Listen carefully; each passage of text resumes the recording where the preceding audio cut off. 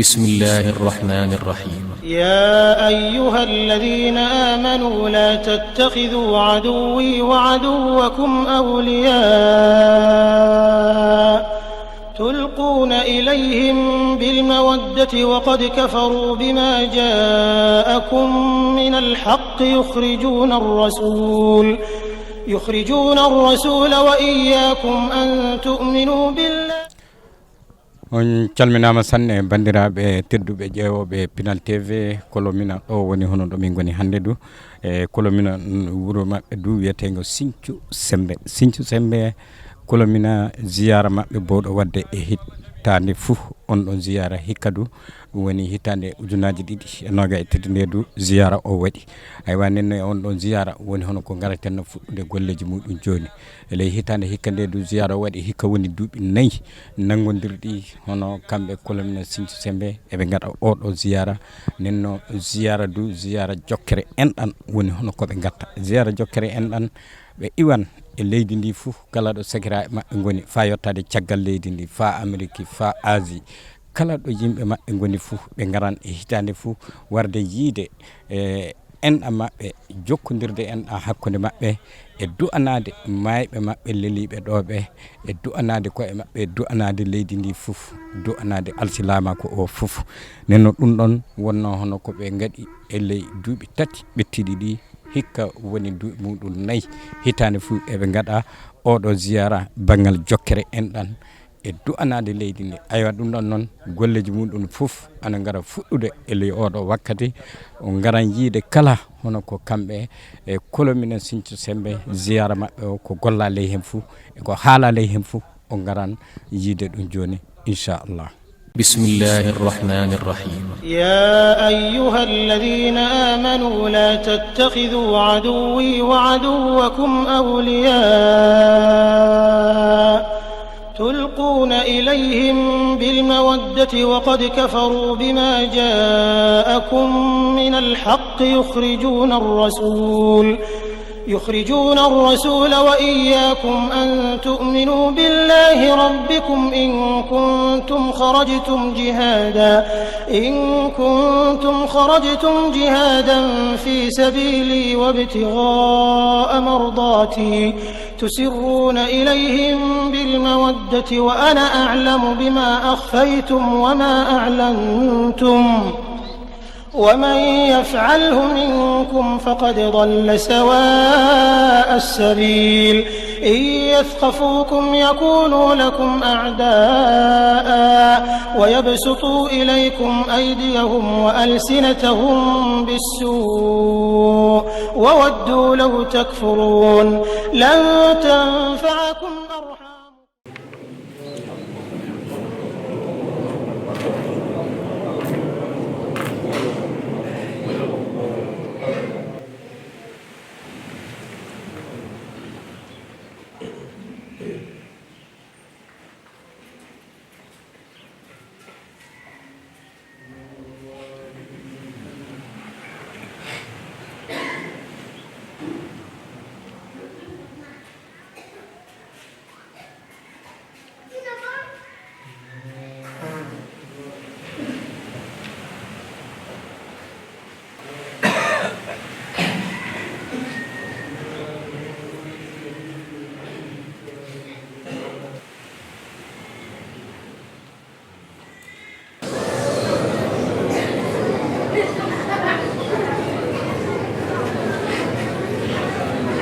بسم الله الرحمن الرحيم الحمد لله رب العالمين الرحمن الرحيم مالك يوم الدين إياك نعبد وإياك نستعين اهدنا الصراط المستقيم صراط الذين أنعمت عليهم غير المغضوب عليهم ولا الضالين. بسم الله الرحمن الرحيم ألف لام ميم ذلك الكتاب لا ريب فيه هدى للمتقين الذين يؤمنون بالغيب ويقيمون الصلاة ومما رزقناهم ينفقون والذين يؤمنون بما أنزل إليك وما أنزل من قبلك وبالآخرة هم يوقنون أولئك على هدى من ربهم وأولئك هم المفلحون. ربي جعلنا من المفلحين. بسم الله الرحمن الرحيم. صدق الله مولانا العظيم وبلغ رسوله الكريم، ونحن على ما قال ربنا وخالقنا ورازقنا ومولانا من الشاهدين. اللهم ربنا تقبل منا ختم القرآن وتجاوز عنا ما كان في تلاوته من السهو والنسيان أو تحريف كلمة عن موضعها أو تغيير حرف أو تقديم أو تأخير أو زيادة أو نقصان أو تأويل على غير ما أنزلته أو ريب أو شك أو تعجيل عند تلاوته أو كسل أو سرعة أو زيغ اللسان أو وقوف بغير وقف أو إدغام بغير مدغم أو إظهار بغير بيان أو مد أو تسديد أو همزة أو جزم أو إعراب بغير مكان، فاكتبه منا على التمام والكمال والمهذب من كل الإلحان. فاغفر لنا يا ربنا يا سيدنا، لا تؤاخذنا يا مولانا، وارزقنا فضل من قرأه مؤديا حقه مع الأعضاء والقلب واللسان، وهب لنا به الخير والسعادة والبشارة والأمان، ولا تختم لنا بالشر والشقاوة والضلالة والطغيان، ونبهنا قبل المنايا النوم الغفلة والكسلان، أمنا من عذاب القبر ومن سؤال منكر ونكير ومن أكل الديدان، وبيض وجوهنا يوم البعث، وآتق رقابنا من النيران، ويمن كتابنا ويسر حسابنا، وثقل ميزاننا بالحسنات، وثبت أقدامنا على الصراط، وأسكننا في وسط الجنان، وارزقنا جوار سيدنا محمد عليه الصلاة والسلام، وأكرمنا بلقائك يا ديان. استجب دعانا بحق التوراة والإنجيل والزبور والفرقان، أعطنا جميع ما سألناك به في السر والإعلان، وزدنا من فضلك الواسع بجودك وكرمك يا رحيم يا رحمن. اللهم صل على سيدنا محمد صاحب الشريعة والبرهان برحمتك يا أرحم الراحمين. اللهم انفعنا وارفعنا بالقرآن العظيم، وبارك لنا بالآيات والذكر الحكيم، وتقبل منا إنك أنت السميع العليم، وتب علينا إنك أنت التواب الرحيم. اللهم زينا بزينة القرآن، وأكرمنا بكرامة القرآن، وألبسنا بخلعة القرآن، وعافنا من كل بلاء الدنيا وعذاب الآخرة بحرمة القرآن، وأدخلنا الجنة مع القرآن، وارحم جميع أمة سيدنا محمد بحق القرآن. اللهم اجعل القرآن لنا في الدنيا قرينا، وفي القبر مونسا، وفي القيامة شفيعا، وعلى الصراط نورا، وإلى الجنة رفيقا، وبيننا وبين النار سترا وحجابا، وإلى الخيرات كلها دليلا وإماما، بفضلك وجودك وكرمك يا أكرم الأكرمين. اللهم اهدنا بهداية القرآن، وعافنا بعناية القرآن، ونجنا من النيران بكرامة القرآن، وأدخلنا الجنة بشفاعة القرآن، وارفع درجاتنا بفضيلة القرآن، وكفر عنا سيئاتنا بتلاوة القرآن يا ذا الفضل والإحسان. اللهم ارزقنا بكل حرف من القرآن حلاوة، وبكل كلمة كرامة، وبكل آية سعادة، وبكل سورة سلامة، وبكل جزء جزاء. اللهم ارزقنا بالألف ألفة، وبالباء بركة، وبالتاء توبة، وبالثاء ثوابا، وبالجيم جمالا، وبالحاء حكمة، وبالخاء خلانا، وبالدال دنوا، وبالذال ذكاء، وبالراء رحمة، وبالزاء زلفة، وبالسين سناء، وبالشين شفاء، وبالصاد صدقا، وبالطاء طهارة، وبالضاد ضياء، وبالطاء طهارة، وبالضاء ظفرا، وبالعين علما، وبالغين غناء، وبالفاء فلاحا، وبالقاف قربة، وبالكاف كفاية، وباللام لطفا، وبالميم موعظة، وبالنون نورا، وبالواو وصلة، وبالهاء هداية، وبلام الألف لقاء، وبالياء يسرا، وبالياء يسرا. وصلى الله على سيدنا محمد وآله الطاهرين أجمعين. اللهم بلغ ثواب ما قرأناه ونور ما تلوناه إلى روح سيدنا محمد عليه السلام، وإلى أرواح أصحابه رضي الله عنهم أجمعين، وإلى أرواح جميع الأنبياء والأولياء والمرسلين، وإلى أرواح آبائنا وأمهاتنا وإخواننا وأصدقائنا وأساتذتنا ومشايخنا خاصة، وإلى أرواح جميع المؤمنين والمؤمنات والمسلمين والمسلمات الأحياء منهم والأموات أجمعين عامة، وإلى جميع أصحاب الخيرات من المؤمنين والمؤمنات. اللهم انصر من نصر الدين وخذل من خذل المسلمين آمين. اللهم انصر من نصر الدين وخذل من خذل المسلمين آمين. اللهم انصر من نصر الدين وخذل من خذل المسلمين آمين يا رب العالمين برحمتك يا أرحم الراحمين. اللهم صل على سيدنا محمد الفاتح لما أغلق والخاتم لما سبق ناصر الحق بالحق والهادي إلى صراطك المستقيم وعلى آله حق قدره ومقداره العظيم، صلاة تفتح لنا بها أبواب الرضا والتيسير وتغلق بها عنا أبواب الشر والتعسير، وتكون لنا بها وليا ونصيرا. أنت ولينا ومولانا فنعم المولى ونعم النصير.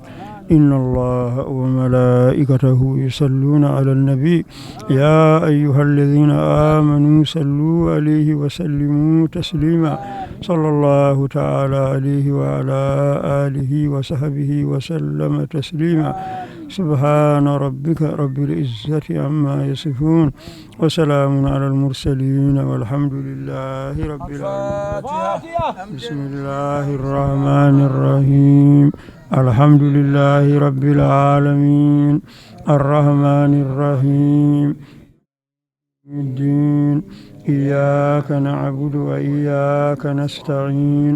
اهدنا الصراط المستقيم صراط الذين أنعمت عليهم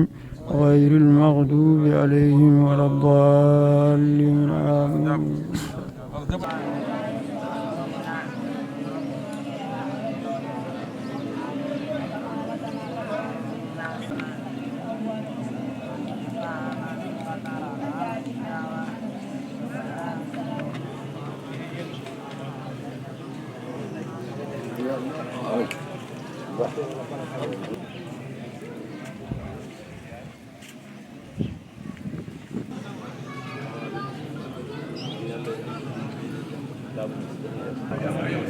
ورسنا قوم الذين كانوا يستضعفون مساكن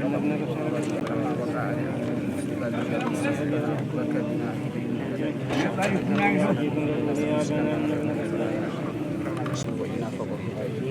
قال موسى لقوم يستعينوا بالله واصبروا إن الأرض لله ينشرها من يشاء من عباده ويرحمه الذين قالوا بسم الله ولم تجد ولقد كتبنا على فرعون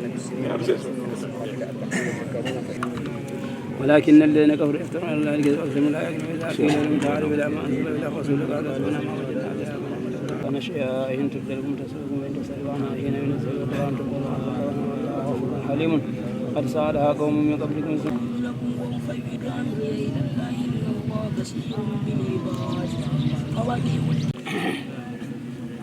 على الرسول إلى البلاغ والله يعلم ما تخفي وما تعلنون لا يسمع غير إذ وطيب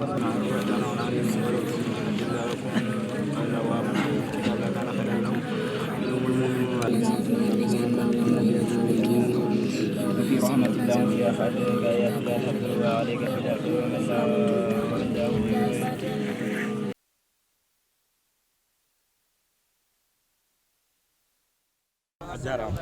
a jarama ne a selli Ba Yagoub Ba noddirteɗo guiɗo Pular Ba. Alhamdulillah sona ka hande ɓe tinno e golle ɗe ɓe goni mum ɗe, gati sa yi hunde ene yaara yeeso tan wonko won caggal mum, gati lekki wawa yaade dow tawa ala ɗe ɗi ngala ndiyam. jona hande joguiɓe ngal ɗon catal tambiɓe ngal yoɓe mbaw tinnade kadi ɓe nanna amen minen sukaɓeɓe min gona less mabɓe min jangga koɓe gollata ko, gati jangre wawa yaade caggal ga a janggay. no min jii e mbala ni minen ko amen hunde weeli amen, ɗum tagui minen ko amen min gari hande min gabbima e mabɓe hamin mbawa heddotoɓe keedi ɗo, gati hande koɓe mawɓe minen gon sukaɓeɓe. so sukane son hakkude mawɓe tan a yi mawɓe ko mbaɗata ko anne a wattani hakkille ma taw janggo e janggo sa yayɓe aɗa waɗa bo ɗum nena hannde miɗen ñaago Allah yo Allah juutno gurdam ɗam moƴƴina battande nawor ɗum yeeso kadi minen ne sukaaɓe yo Allah hokka men hakkillaji moƴƴi min mbawa nangonirde min mbawa wadde koɓe mbaɗata ko taw ko woɓɓe kadi so ngari kadi jokkoro amen noon ha yaara noon ha bada kadi hunde nde fuɗɗiraka ende rutto caggal nde fuɗɗirata ko yonde yaha donc ɗum noon ko Allah tan ñaaguete Allah woni noon alhamdulillah ɗum ko weltare kadi sa yi aɗa nodda aɗa noote tan koye ma woni koye sa yi a noddi tan a noddama koye ma woni sa hewɓe ne nodda mais notetake comme no alhamdulillah ko barke woni ɗon e duwowuji jabaɓe noon hannde yo Allah nawru ɗum yeeso yo Allah yaw ɓeyda nawra ɗum yeeso kadi enen fof ken dariɓe eɗen tinni yo yawru yeeso noon Allah tawa men hen ɗum alhamdulillah erandu wonan hen gati sa yi oɗo fayida wona garal ngal tan namni ene namni golle e darade e tinnade hen neɗɗo hay sa ala mbuuɗu hollu dolle ma ɗe gati dolle ɗe gaddoyta mbuuɗu ngu donc noon sa jogui mbuuɗu sa waɗi hen kadi Allah newno janggo kadi ɗum dubla ɗum noon hannde yo Allah newnu tinnoɗen tan caggal golle mbawa yaade caggal tinnare e muñal e wakkillanade ɗum e yidde ɗum kadi hunde fof ka yiiɗani wawi yatirde caggal mais sa yiit tan yahan yeeso noon hannde yo Allah wallu jinnaɓe en jettiɓe no fewi kadi darde nde ko darde wande fayida kamɓe goni hannde mawɓe mais ɓe goni koye jangguindamen minen sukaɓe min mbawa yaade mabɓe gati sa yi min gari miɗen coomo e mabɓe tan ɓe diwata amen soɓe diwanno amen yettota ko toon noon kamɓene ɓe ñagoto Allah ko yo Allah nawru ɗum yeeso enen fof ɗum ñaguiɗen Allah inchallah Oumar Daouda Ba an woni mawɗo Sinthiou Sembé hannde ngari e ziyara men e hitande hikka leydi alhamdulillah 4e édition woodi en jetti Allah holli en hikka amin komin wuuri kadi en gaɗi ɗum rowane aya hikka ɗo en keeɓi wadde alhamdulillah ya hoɗum woni seeya ma e majjum hoɗum mbiyata bandiraɓe alhamdulillah rabbil alamina a'udhu billahi minash shaitanir rajim bismillahir rahmanir rahim allahumma salli ala sayyidina Muhammad wa ala ali sayyidina Muhammad sallim eɗen jetta Allah no feewi mbeɗa seeyi mbeɗa welti par ce que ko yettore Allah no feewi hawrude ko ɓendi kadi kara hannde ko judde balɗe ko Allah rokkata ɗum neɗɗo heɓata ɗum ko Allah rokki men ɗum yo Allah hokku men kadi arde ɗo ha heewa kadi juulen ɗo tawa eɗen ɓeydi eɗen gustaki taɗa ɓeydiri balɗe juuɗe battane moƴƴe eyi ɗum woni ko jimmi haalde ko rewɓe adi haalam eyi eɗen jarnoɓe no feewi eɗen jetta Allah no feewi kadi eɗen jarnoɓe eɗen mbiyaɓe hannde yo Allah ɓeydu koɓe goni e mum ko gasi ɗum ɗo ko bawɗe ko dokkal Allah meɗen eɗen jarno yimɓe arɓe ɓe eɓe garani foof enen foof hakkillaji men ko gotum etene enen foof kadi andi o ko gotum hande eɗen ñaago Allah yo Allah wallu men yo Allah hokku men on ɗiɗo ñalawmaji ha heewa eɗen ɓeydi en gustaki hokku men balɗe juɗɗe battane moƴƴe hande noon ñalawma o on woni feniri ñalawma ndiyam bo ko programme min joguino ɗen o programme waɗi bouleversé programme o sansi kewɗen ko fini subaka mbaɗen silke qur'ana mbaɗen ziyara to bamuli to garen mbaɗen silke qur'ana ɗum hande waɗi bouleversé fof en mbaɗi en jeehi juuli juma en mbaɗi on juurima bamuli en gari joni mbaɗen silke qur'ana o ko yettore Allah no fewi hande yo Allah nawru ɗum yeeso e kadi eɗen jotti men arɓe fof eɓe garani fof hakkillaji men ko gotum bon hunde fof noon Allah no addiri hono yarata Allah no addiri hono yarata joyi kay vraiment mbiɗa welti no fewi mbiɗa ñaagui Allah hande yo Allah ɓeydu ɗum ɗa heewa e guure men he e leyɗele men he hokka men kadi jaam e leyɗele men artire jaam e leyɗele men he artire men jaam e leyɗele men eɗen ñaagui ɗum Allah cheytane gonɗo leydi men e musiba o fof yo Allah duñcan men duñcana julɓe kala on jinnomi haalde ko namde lamdal ma he mbeɗa jogui erago fewde e suudu ba ɓe tinno ha hande min jaggodira min nafodira min jurmodira inna aduna ko ceerno haali joni ko aduna ko sahama o tan woni ko gollata sahama o ɓenni tan gaddi sa ronki sa mawni wonno jotto ala ko mbawɗa gollude saɗa mbawɗa wande joguiɗa seeɗa nde mbawɗa hunde nde mbaɗa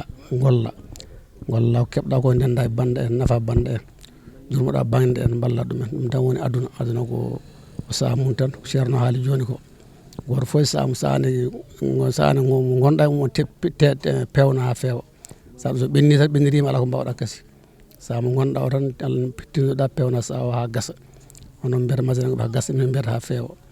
e ɗum woni erago fawde bande yimɓam ɓe tinnoɓe gara hitande foof min ñaagui Allah yon ɗum ɗo min gara ha heewa min ballodiren hen ko ballodiral ɗum ɗo ko ballodiral ede ko ballodiral no fewi ko ceerno wi so haale joni hunde fof ko haaletake hunde fof ko ala histoire ala battande histoire addata yimɓe jogade courage haala ɗi gaddata yimɓeɓe jogade courage arde hundeji ɗi wadde ko foti wadde hundeji ɗi ko foke haale so haala ala tan histoire ala histoire kadi woni aduna eyyi ɗum jinnomi erade fawde bande ɓe tinno ɓe gara no fewi ɓe tinno min gara min ballodira golle he min tinno yallah hokkumen min tinnori eyyi cakkitol onon hoore mum journaliste arɓe ɓe onon yimɓe pinal vraiment mbiɗen jarnomon e tinnare mon e courage uji mon guila ngal ɗon oɗon jooɗaki oɗon tinni oɗon jogui courage mum oɗon jaaha oɗon garta hay komin ganda oɗon gandina amen hay komin mbawa min ganda e hunde oɗon gandina amen so oɗon gowi ɗeɗo hundeji oɗon jaaha hen oɗon garta oɗon gandi foof no hani yarude mbeɗa min jarnomon no fewi onon Pinal TV han yallah wallu mon walla julɗo kala yallah hokkumon cellal hokkumon balɗe juɗɗe battane moƴƴe assalamu aleykum wa rahmatullahi taala wa barakatuhu. assalamu aleykum. wa aleykum assalam wa rahmatullah. inde yettode Jimmel Alpha Ba. Jimmel Alpha Ba e ziyara tawtude Asura ko wowi wadde hitande foof o kolomina sembe ɗo ko Sinthiou Semme Sinthiou Semme kolomina Sinthiou Semme kolomina Sinthiou Semme bisimilla ko hit kapo ɗum waɗi koy ko waɗi an woni hono jippaɓe jama o foof an woni jaatigi maɓɓe an woni jippaɓe jama o yoni e jandi wona iwɗo Bamako wona iwɗo Wuro Siraje fuu an woni jippaɗo maɓɓe koma arrêté hoɗo mbawɗa haalande men e seyo maɗa wonande oɗo ziyara cuɓu en ɗan ziyara jokkere en ɗan duuɓi 4 hikka ana waɗa ella fuu minen ka min jiyay minen waroɓe ɗo ɓeeka aywa hoɗo mbawɗa fillanade men an jippa. alhamdulillahi rabbil alamin en jetti Allah hono ko ɓurmi kam fayodinde hen kay ko gandum tan ko ɗum lawol jokkere en ɗam kala hunde ko fatire lawol jokkere en ɗam neɗɗo wiyata tan ko yo Allah junnu ñaguiɗen Allah ko yo Allah junnu ɗum ha Allah waɗa hayso enen en giwi ɗon fuu taw sukaɓe meɗen kanum enen ndewa e ngol ɗo lawol par ce que ko lawol jokkere en ɗam ko lawol ɓamtare sa nani bani aadi ene wiye ko neɗɗo foof ko yo taw aɗa soɗodiri e enɗam ma sa soɗodirani e enɗam maɗa fof a wona neɗɗo bani aadi ene ko ɗum tan wonata neɗɗagal muɗum kimmugal hoore muɗum kay ko ma gonda e banda en gurda e mabɓe gurdam moƴƴam so Allah waɗi a iwi ɗon fuu janggo faɓe janggo fuu tawa aɗa jogui ko haali e maɗa aɗa andi ɗum ɗo wiyete ko hunde nde ganduɗa ko cosaan quoi hunde cosaan miɗen mbawi wiide ɗum ɗo ko cosaan par ce que babiraɓe ɓe mbaɗatano ko way hono ɗum ɗo kono eɓe mbaɗatno kamɓe koye mabɓe dentaji hono ɗiɗo e bandum en e miɗen jotta Allah min tawi ɗo gurel ɗo henam ene wayno minen foof ko min yumma goto baba goto a andata mo jiiduɗa yumma a andata mo jiiduɗa baba enen foof jiidu yumma e baba quoi minen pop komin dande wotere komin haala gota ko minen fiɓre wotere komin ɓoggol gotol to galleji ɗi koɗi galleji jeegom walla jeeɗiɗi kono kanji fuu koɗi galle goto tan elle noon miɗen jottiri ɗum Allah par ce que ko kawral addi ɗum ɗon kala ko hunde ko wonde kawral foof ene wonde barke kala ko alda e kawral foof waɗani barke min jotti Allah miɗen jotta jinnaɓe ɓene kadi par ce que ko jinnaɓe min tawri ɗum ɗon sa tawri jinnaɗo maɗa lawol moƴƴol foof an hoorema a rewigol foof a yetti Allah foof jottama kankone kadi mbatta hen yettore Allah ene laɗum muɗum miɗen jotti Allah alhamdulillahi rabbil alamin ɗum ɗo kay ko weltare mawde wonande amen minen kolomina naɓe so mi wi semme tan mi haali mi hertima wona semme ko kolomina foof welti kolomina e environ muɗum foof ene welti par ce que so arama foof yimɓe bandiraɓe ene gara ene gadda ballude muɗum ene gara ene gadda neɗɗagal muɗum en e fotoɓe addude leɗɗe ɓe gadda leɗɗe fotoɓe addude dammucci ɓe gadda dammucci fotoɓe addude haala muɗum belka ɓa e gadda haala muɗum belka ɗum ɗon ko yettore Allah mawde alhamdulillahi rabbil alamin assalamu aleykum wa rahmatullahi taala wa barakatuh. joni jarnali fewde jama o e erago maɗa ko erimi tan rawani min beltima ha no fewi ivoirien en koye muɗum koreji amen jibinaɓe Côte d'Ivoire ɓe meeɗano yiiɗo gari mais hikka ɓe garani ɗon kam ene mankimi weltare seeɗa so ɓe gari no hikka tan woni hankatin ene wayno ɓe jiiti suudu baba joni minen kam min cikkuno ɓayti ɓe gari rawani ɓe jii weltare wonde ɗo enam nde jikkuno hitande fuu ɓe ngaran tan ɓe ɓeydo toujours wonde neɗɗo goto ko min ɓeydo wonde neɗɗo goto ko min neɗɗo goto hay hande de kono so eɓe ngara fuu ɓurata jokkodirde ha feewa par ce que so ɓe ngara ɗo enam peut être mataw goto e mabɓe ne wawi yiide ɗo enam ɓiyam debbo walla yiya ɗo enam tanam debbo wiya ene yiɗani ɓiyum ko lawol jokkere en ɗam toujours ɓeydoto walla so ɗum ala min hooram mi wiya an de saɗa jogui toon ɓiɗɗo debbo miɗa yiɗi ɓiɗɗo debbo dokka kam mi hokka ɓiyam walla mi hokka tanam ɗum ko lawol jokkere en ɗam bo donc min o kay miɗa yiɗi Côte d'Ivoire naɓe kay yoɓe tinno wata ɓe duttoro caggal e garal ngal kay yoɓe tinno ɓe mawnina hen garal ha no fewi rawane hay sukaɓe amen wonɓe Amérique won garɗo hen eɗen ñaaguiɓe kamɓe fof yoɓe tinno yoɓe battu arde ha no fewi quoi wonɓe hen Congo en wonɓe France wonɓe Amérique wonɓe nokkuji goɗɗi kamɓe fof yoɓe gar quoi par ce que ko garal ngal ko ɗum woni ko hokkata hunde nde importance ha no fewi quoi min kam ko ɗum woni ko mbawmi haalde konngol am cakkitol enen fof en jarama hay TV Pinel hoore muɗum jarama quoi par ce que kamɓene ɓe kolli weltare mabɓe affaire harano koɓe garata ko hunde mawde e dow juuɗe amen quoi lene ko Allah jarama ɓe jarama. Wa aleykum salam rahmatullah Diallo Ifra Ba mi weltima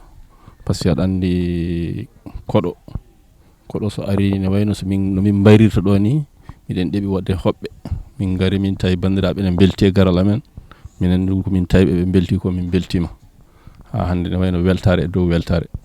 donc miɗen ñaagui Allah yalla hollu en mo wuuri kadi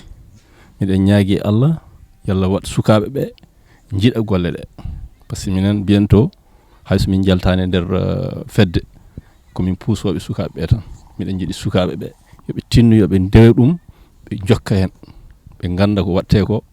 ne wayno kamɓe ɓuuri jeyde par ce que mawɗo ka aɗa wawi fuɗɗude hunde mais ne wayno ko suka jokkitta hunde nde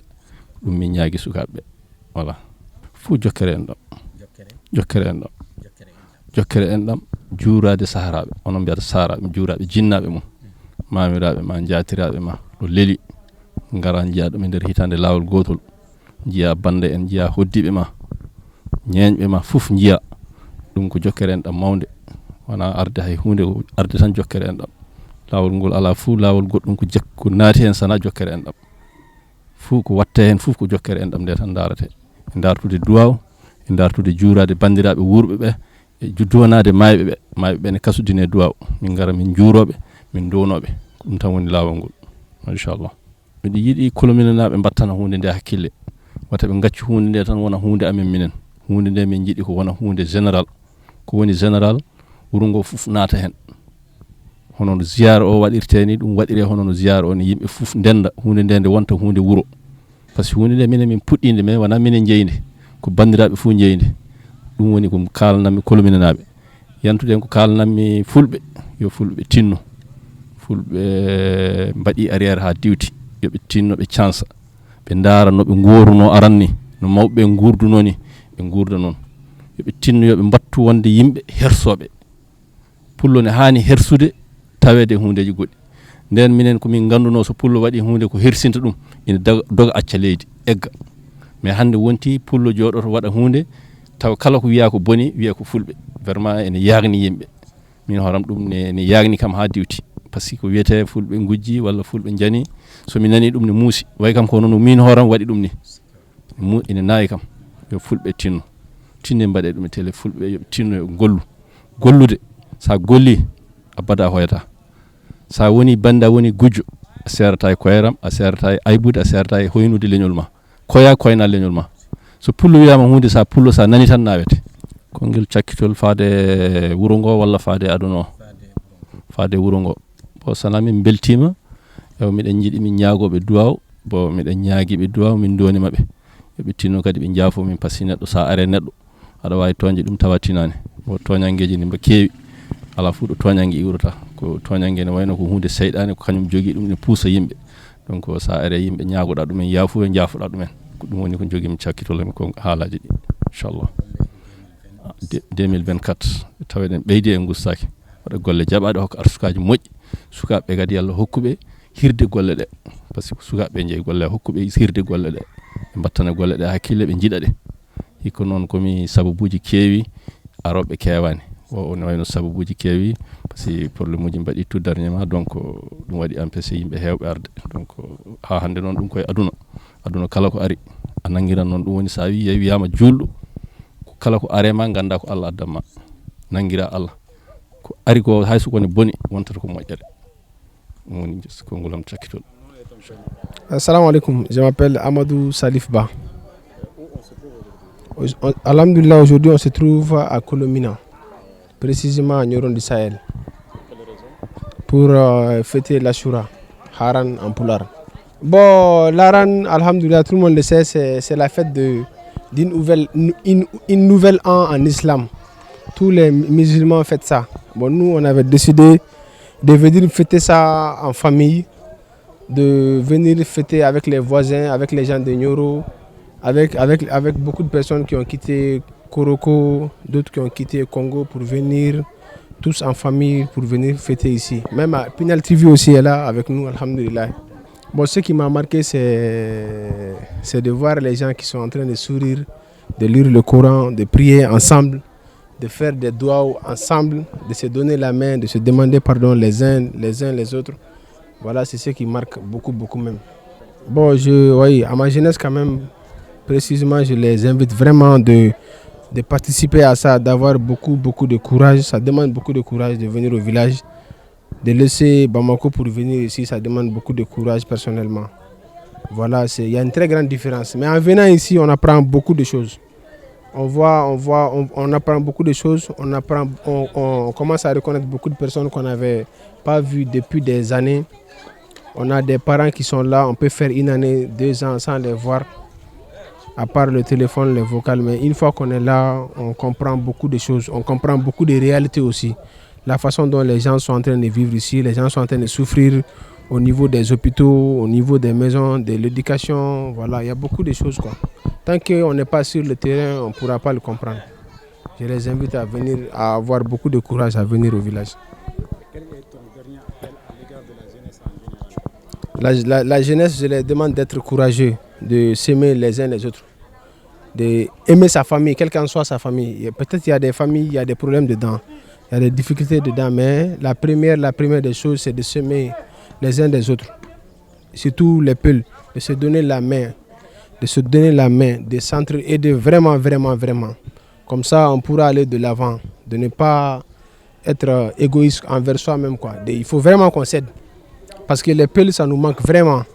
Chacun pense qu'à soi-même. Bon, ce n'est pas la peine de dire tout ça aux caméras, mais vous-même, vous avez un peu compris, quoi. Il faut qu'on s'aime, qu'on se donne la main, qu'on marche ensemble, qu'on souffre ensemble, Inch'Allah. Les peuples seront au-dessus de tout le monde, Inch'Allah. Ya Rabbi. Ok. Wa rahmatullahi ta'ala wa barakatuh. Dena baya bah to Kolomina Sinthiou samma. Ziyara o so Allah min ñaagi Allah tan ko Allah jurnum. Yo Allah waɗa barke duwa hen e ko fof yo Allah jaabo ɗum min ñaagi Allah ko heddi ko onon ardiɓe yo Allah warɗu e yeeso ha joni yo Allah nawlu golle mo yeeso ya rabbal alamin lokkon diwnude hokka diwnude ɓesguji men waɗa barkeji e ɓesguji men heɓa hokka en suurare aduna e lakara hokka en battane moƴƴe ya rabbal bandiraɓe amin warɓe ɓene ɓe mbaɗi ko weeli amin ɓe mbaɗi ko fewani amin ko mbaɗi ko moƴƴi e julɓe fof pewol ɓe beltima hen miɗen calminaɓe miɗen barkinoɓe so wonano kamɓe ziyara o watta ɓe tinnima ɓe gardima ɓe moƴƴini yo Allah waɗ barke ɓe darta ko yo Allah waɗ barke e ɓesguji mabɓe yo Allah junnu balɓe mabɓe moƴƴina battane mabɓe ya rabbal alamin hokka en diwne hokka julɗo fof rabbana atina fi dunya hasanatan wa fil akhirati hasanatan wa qina azaban wa adkhilna al jannata ma al abrar ya azizu ya ghaffar ya rabbal alamin اللهم صل وسلم على سيدنا محمد الفاتح لما أغلق والخاتم لما سبق ناصر الحق بالحق والهادي إلى صراطك المستقيم وعلى آله حق قدره ومقداره العظيم إن الله ملائكته يصلون على النبي يا أيها الذين آمنوا صلوا عليه وسلموا تسليما سبحان ربك رب العزة أما يصفون والسلام على المرسلين والحمد لله رب العالمين بسم الله الرحمن الرحيم الحمد لله رب العالمين الرحمن الرحيم مالك يوم الدين إياك نعبد وإياك نستعين اهدنا الصراط المستقيم صراط الذين أنعمت عليهم غير المغضوب عليهم ولا الضالين آمين miɗen ñaagi Allah yo Allah nawru ɗum yeeso miɗen ñaagi Allah kala ko jibinano hen yo Allah waɗ hen barke yo Allah hokku en hen balɗe juɗɗe battane majje yo Allah hisnu en e feere gaño yo Allah jingan en hen kala ko kulɗen hen yo Allah hisnu en awa assalamu aleykum wa rahmatullah aw miɗo jalno bandiraɓe arɓe notade tuggi gueyatema ha yetti misira ha yetti sambalamɓe ha yetti hawja ha yetti folonkide ha yetti gimbanna ha yetti fasu aw alhamdulillah ɗum ɗo kadi ko barkinade Allah gati so julɗo wine waɗa rendo julɓe ngari notima ɗum kadi ko barkinade Allah hen minen min giwi ko ha bamako min ngari notitade miɗa ñaagui Allah yo Allah junnu hen balɗe meɗen moƴƴina battane men awa miɗa salmina hen boori awa miɗa ñaagui on kala nde siyar o waɗi julɗo kala biyaɗo julɗo kay tawi ko julɗo ko patirde julɗo yo ar ziyar he so ari e ziyar he nden enen foof duwoɗen ko duwiɗen ko yo Allah jaabu aw min ko Maymuna Alpha Ba من الشيطان الرجيم بسم الله الرحمن الرحيم والسماء والطارق وما أدريك ما الطارق النجم الثاقب إن كل نفس لما عليها حافظ فلينظر الإنسان مما خلق من ماء دافق يخرج من بين الصلب والترائب إنه على رجعه لقادر يمطول السرائر فما له من قوة ولا ناصر والسماء ذات الرجع والأرض ذات الصدع إنه لقول فصل معه بالهزل إنهم يكيدون كيدا وأكيد كيدا فمهل الكافرين أمهلهم رويدا أعوذ بالله من الشيطان الرجيم عما يتساءلون عن النبأ العظيم الذي هم فيه مختلفون كلا سيعلمون ثم كلا سيعلمون ألم نجعل الأرض مهادا والجبال أوتادا وخلقناكم أزواجا وجعلنا نومكم سباتا وجعلنا الليل لباسا وجعلنا النهار مقاسا وبنينا فوقكم سبعا سدادا وجعلنا سراجا وهاجا وأنزلنا من المكسرات ماء ثجاجا لنخرج به حبا ونباتا وجنات ألفافا إن يوم الفصل كان ميقاتا يوم ينفخ في الصور فتأتون أفواجا وفتحت السماء فكانت أبوابا وسيرت الجبال فكانت سرابا إن جهنم كان مرصادا للطاغين مآبا لابسين فيها أحقابا لا يذوقون فيها بردا ولا سرابا إلا حميما وغساقا وجزاقا وفاقا إنهم كانوا لا يرجون حسابا وكذبوا بآياتنا كذابا وكل شيء نسيناه كتابا فذوقوا فلن نزيدكم إلا عذابا إن للمتقين مفازا هدى وأعنابا وكواعب أترابا وكأسا دهاقا لا يسمعون فيها لغوا ولا كذابا جزاء من ربك أداء حسابا رب السماوات والأرض وما بينهما الرحمن لا يملكون منه خطابا يوم يقوم الروح والملائكة صفا لا يتكلمون إلا من أذن له الرحمن وقال صوابا ذلك اليوم الحق فمن شاء اتخذ إلى ربه مآبا إنا أنذرناكم عذابا قريبا يوم ينظر المرء ما قدمت يداه ويقول الكافر يا ليتني كنت ترابا. بسم الله الرحمن الرحيم. يا أيها الذين آمنوا لا تتخذوا عدوي وعدوكم أولياء تلقون إليهم بالمودة وقد كفروا بما جاءكم من الحق يخرجون الرسول وإياكم أن تؤمنوا بالله ربكم إن كنتم خرجتم جهادا في سبيلي وابتغاء مرضاتي تسرون إليهم بالمودة وأنا أعلم بما أخفيتم وما أعلنتم ومن يفعله منكم فقد ضل سواء السبيل إن يثقفوكم يكونوا لكم أعداء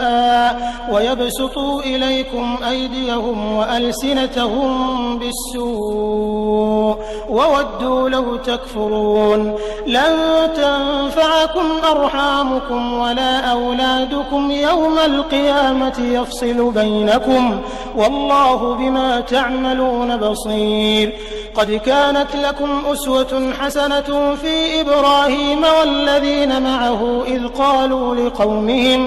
إذ قالوا لقومهم إنا براء منكم ومما تعبدون من دون الله كفرنا بكم وبدا بيننا وبينكم العداوة والبغضاء أبدا حتى تؤمنوا بالله وحده إلا قول إبراهيم لأبيه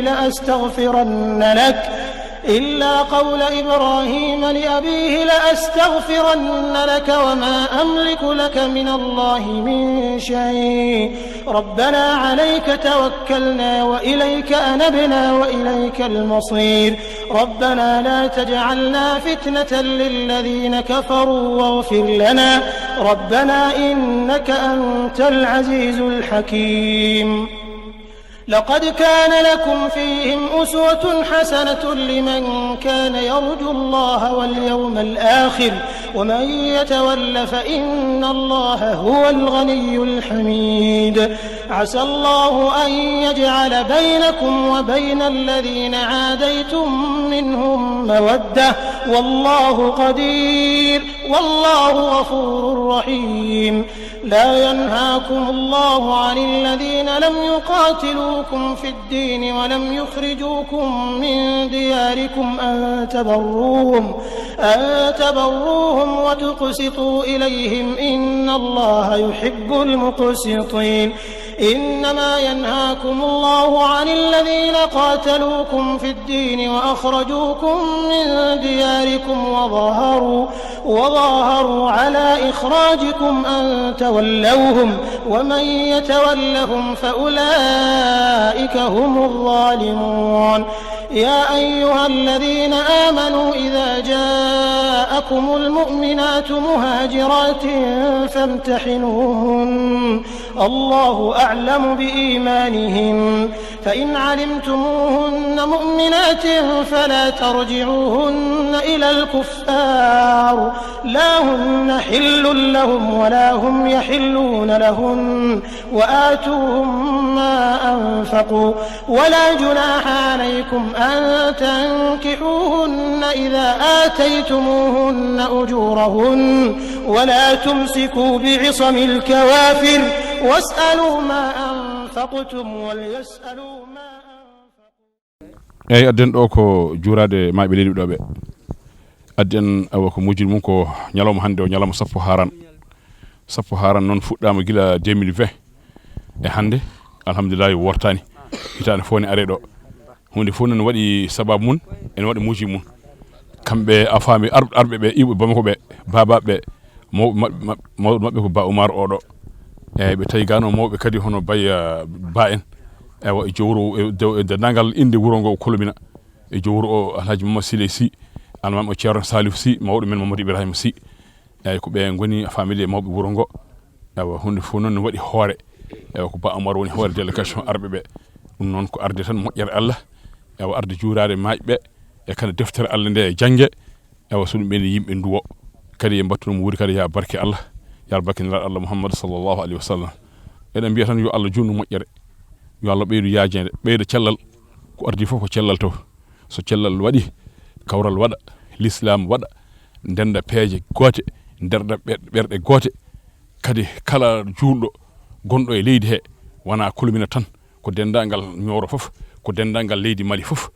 ko dendangal mondo fof juundo fof ene duwona hen doamune henya hen e odo nyaloma e beedo arobe hitane fo kadi yo Allah hokko godo fo no wadi ya barke Allah e be jette e be calmine e be juure e be duwona yo Allah beydu yaajende ten kay wana dum tan so be ngari wana kadi haran o tan hay korka a famide nyaade wi'a hande kay jango so Allah jabi ko julde e be mbada hono ko be mbadi hanki ko hakke gay sappo ene kirso do e wuro he wuro leege de tati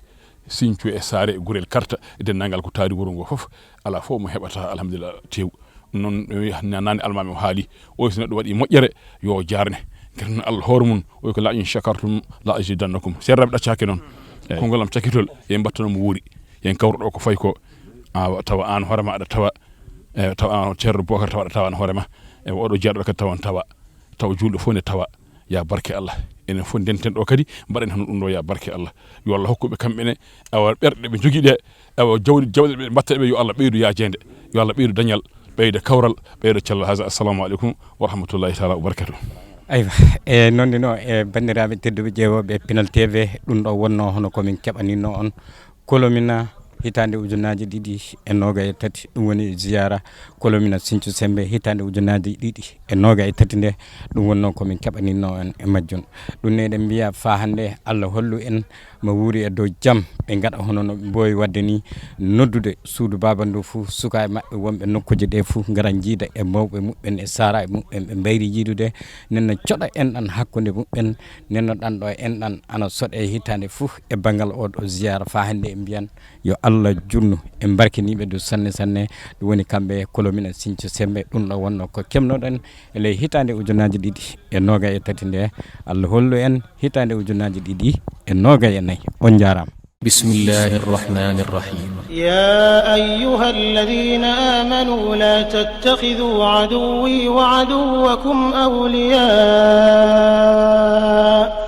تلقون إليهم بالمودة وقد كفروا بما جاءكم من الحق يخرجون الرسول وإياكم أن تؤمنوا